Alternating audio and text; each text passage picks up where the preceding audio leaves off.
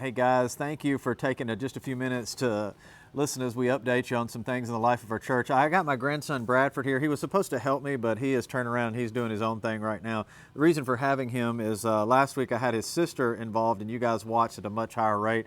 It's kind of hurt my feelings a little bit, but you click off when it's just me, but you're watching when it's them for a little bit longer.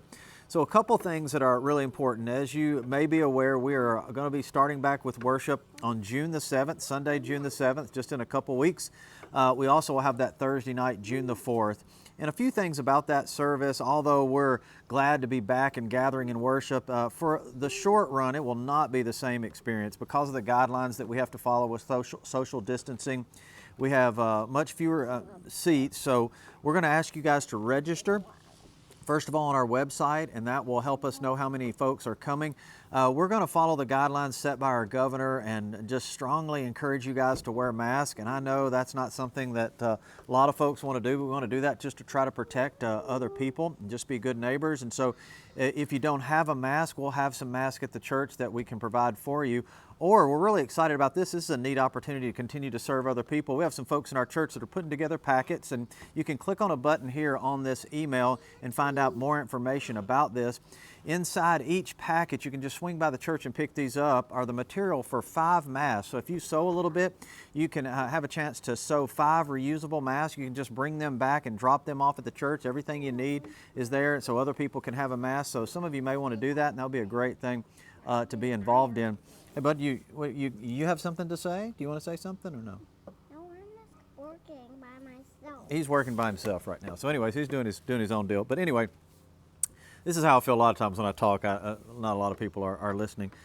So that's a great opportunity. Also, we'll have no children or preschoolers, any kind of programming for those services. And so some people have asked, Pastor Brady, what do you want us to do? Well, listen, if you're enjoying the online experience, and we're thankful for our worship team, they just recorded a whole lot of more worship music, so it's really going to be good. So we're going to continue on with our online service, and if that's working for you and your family, by all means, continue to do that. And by watching online, you're going to be making some room for some folks who are going to come. And then as these restrictions get lifted, I think our worship services as we gather together are just going to get better and better. So for the short run, for some of you, it just may be a much better experience for you to stay at home and worship online, and we completely understand that. Let me say this while you're watching. Yesterday, we just got some terrible news in our city. Dr. Linda Gilbert, who we love at New Vision so much. She's been a ministry partner for years. Linda directed the Murfreesboro City Schools for so many years and did an amazing job.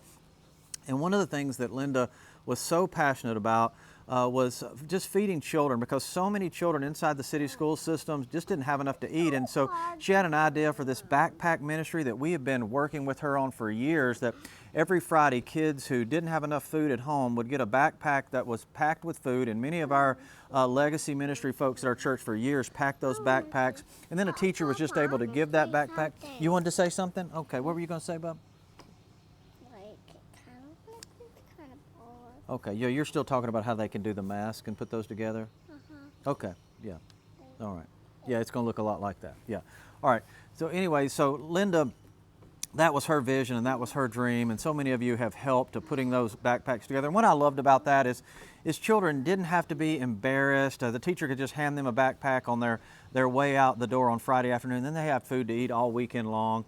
And so we are going to, in Linda's memory, we're going to just make just a very generous contribution to the Murfreesboro City Schools, to that foundation, to continue that work on that she was so passionate about. You know, one of the things that's really hard right now is funerals, memorial services, just not having a chance to come by and really pay our respects to lives that were lived so well. And so what I'm going to ask that we do this week is all of the food distribution that we're bringing by the church, we're giving it to a lot of different ministries.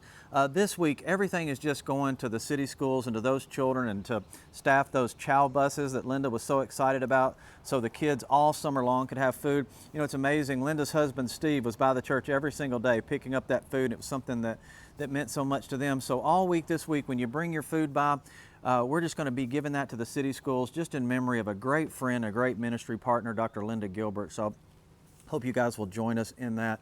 Listen, we are looking forward to gathering with you this weekend online, excited about what God has for us, and looking forward to the day when all these restrictions are lifted and we're able to get back and gather and worship the Lord together. God bless you guys.